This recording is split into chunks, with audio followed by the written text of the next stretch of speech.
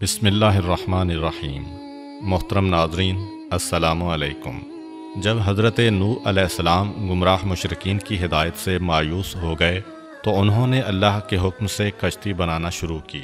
جب وہ مکمل ہو گئی تو آپ نے مومنین کو بلایا جو بہت کم تھے اور ان سے کہا کہ کشتی میں سوار ہو جاؤ، جبکہ قرآن میں سورہ ہود کی آیت نمبر 41 میں ارشاد ہوتا ہے، یہ اللہ کے نام سے چلے گی اور رکے گی، بے شک میرا پروردگار بہت بخشنے والا مہربان ہے۔ اللہ تعالیٰ کی طرف سے آپ کو حکم ہوا، ہم نے کہا کہ اس میں ہر چیز کا جوڑا سوار کرو اور اپنے خاندان کو سوار کرو سوائے اس کے جس کے متعلق ہمارا قول پہلے گزر چکا ہے۔ آپ نے اہل ایمان کے علاوہ تمام جانداروں کے جوڑے بھی کشتی پر سوار کیے۔ کافی دنوں تک طوفان جاری رہا۔ جب طوفان تھما اور کشتی لنگر انداز ہوئی تو نوح علیہ السلام اور دوسرے صاحبان ایمان کشتی سے نیچے اترے اور کاروبار زندگی میں لگ گئے۔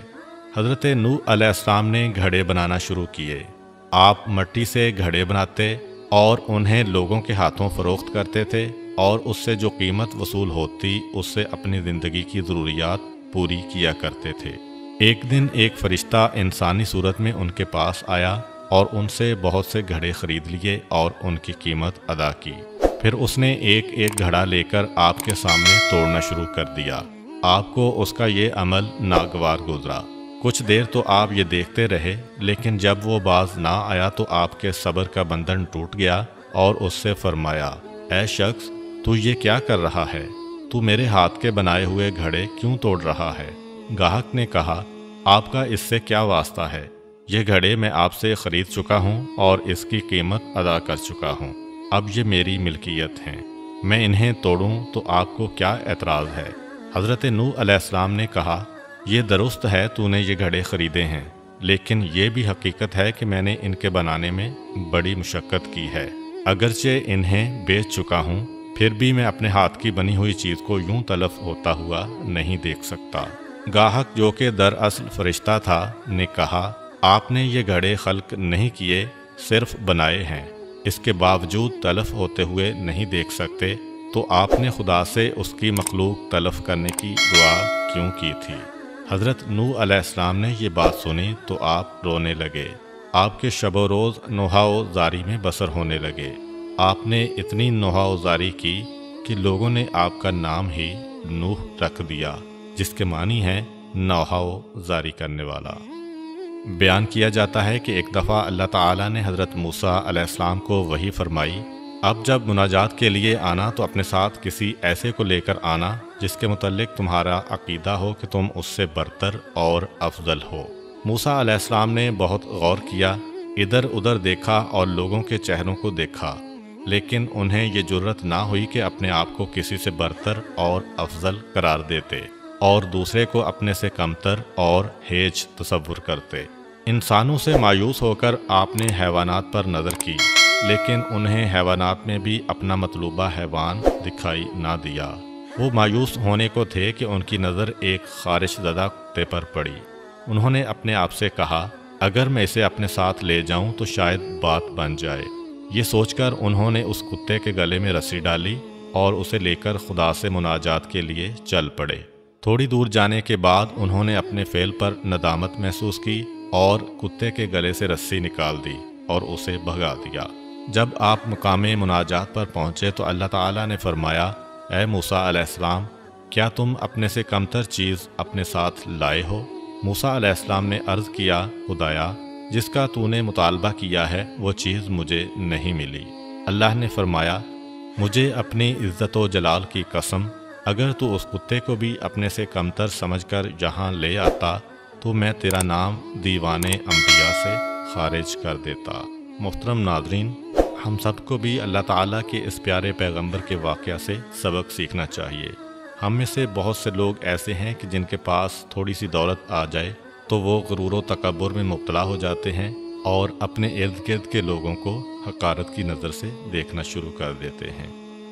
حضرت یحییٰ علیہ السلام کے متعلق مشہور ہے کہ آپ ہمیشہ خوف خدا کی وجہ سے غمگین رہتے تھے اور ولادت سے لے کر زندگی کے آخری لمحات تک آپ غمگین ہی رہے۔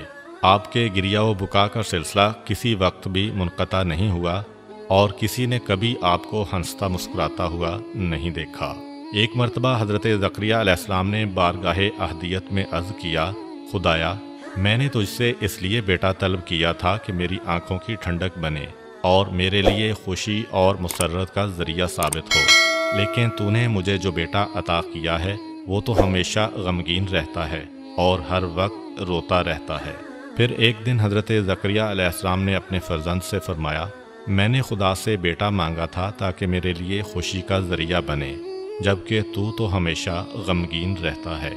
حضرت یحییٰ علیہ السلام نے عرض کیا، ابا جان میں نے آپ کی زبانی یہ بات سنی تھی کہ جنت و دوزخ کے درمیان ایک گھاٹی ہے جسے صرف وہی عبور کرے گا جو خوف خدا سے رویا ہوگا۔ بہرحال حضرت یحییٰ علیہ السلام پوری زندگی مغموم رہے اور خوف خدا میں روتے رہے۔ آپ اتنا روئے کہ رخساروں پر گڑے پڑ گئے اور آنسوؤں کی وجہ سے زخم پیدا ہو گئے جن پر مرہم پٹی کی ضرورت پڑتی۔ ایک مرتبہ کا واقعہ ہے کہ حضرت عیسیٰ علیہ السلام کی اپنے خالہ زاد بھائی یحییٰ علیہ السلام سے راستہ میں ملاقات ہو گئی۔ حضرت عیسیٰ علیہ السلام انہیں دیکھ کر مسکرانے لگے۔ حضرت یحییٰ علیہ السلام نے انہیں مخاطب کر کے فرمایا، کیا وجہ ہے کہ میں آپ کو خوش و خرم دیکھ رہا ہوں؟ شاید آپ نے سمجھ لیا ہے کہ آپ کو ابدی امن و اطمینان مل گیا ہے۔ حضرت عیسیٰ علیہ السلام نے فرمایا، کیا وجہ ہے کہ میں تمہیں غمگین اور ترشرو دیکھ رہا ہوں؟ کیا تم اللہ کی رحمت سے مایوس ہو چکے ہو؟ اس کے بعد دونوں خالہ زاد بھائی اس جگہ پر رک گئے اور کہا، ہم اس وقت تک یہاں سے نہ ہلیں گے جب تک کہ خدا فیصلہ نہیں کر دے گا کہ ہم میں سے کس کا طرز عمل اسے زیادہ پسند ہے۔ اللہ تعالیٰ نے ان دونوں پر وحی کی، تم دونوں میں سے اچھا وہ ہے جسے ہماری رحمت کی امید زیادہ ہے اور جو ہمارے متعلق زیادہ سے زیادہ حسن ظن رکھتا ہے۔ بے شک انسان کو اللہ تعالیٰ کی رحمت سے کبھی بھی مایوس نہیں ہونا چاہیے اور اپنے مسائل اور مصیبت کے وقت صرف اسی سے لو لگانی چاہیے۔ امید کرتا ہوں کہ آپ کو آج کی ویڈیو اچھی لگی ہوگی۔